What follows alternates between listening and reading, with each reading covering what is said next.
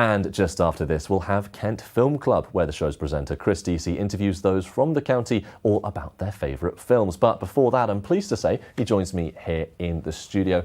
Thank you so much for joining us, as always, on a Thursday, Chris. A pleasure, Finn. Absolutely. First of all, talk us through some of the BAFTAs highlights. There were a lot of films that were receiving awards, but were there any that you felt were especially deserving of those acclaims? Well, I Swear was definitely a good outcome. And it's always nice. It was the same a few years ago when Joanna Scanlon won Best Actress for a British film. She was up against Hollywood royalty like Lady Gaga. And it happened again this year with Robert Mayo, who is not a well-known actor outside the UK, but beating the likes of Timothée Chalamet and Leonardo DiCaprio, who were in the audience and who were perhaps more expected to win. I mean, that's the thing about the BAFTAs.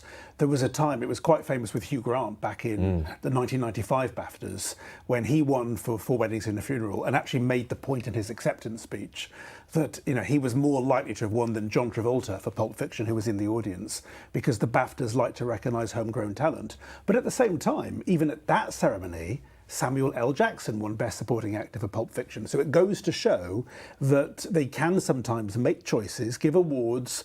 There have been occasions when someone like Sam Mendes for American Beauty won the Oscar. He's a British director, but he lost in the BAFTAs just a month later. So sometimes they do give you a better indication than some of the other award ceremonies like the Golden Globes as to what will do well in the upcoming Oscars in the middle of March.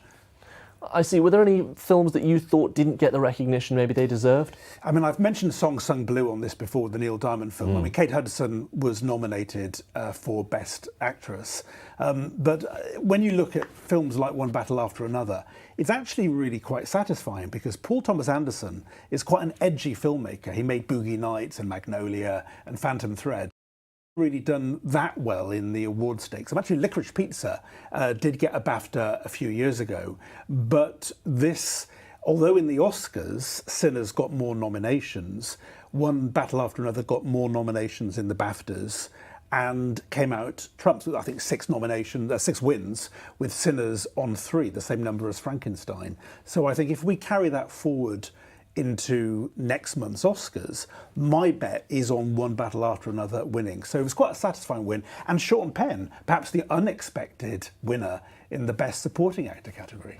Absolutely. You haven't got too much time left, but I'm curious what you make of this. I've heard speculation online that there's almost a kind of recency bias when it comes to some of these large award shows, that films that came out later in the year, closer to award season, tend to do better. What do you make of that? That is true, because the Hollywood studios deliberately put out their best films by Christmas Day. That's the deadline in America for awards consideration.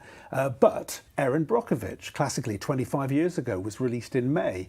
Sinners released in May last year, and that's one of the favourites to win, indeed, as it was at the BAFTAs and will be at the Oscars.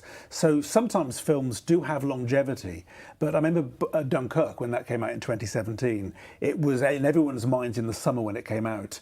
And then I think by the time of the Oscars the following year, it had fallen away slightly from consciousness.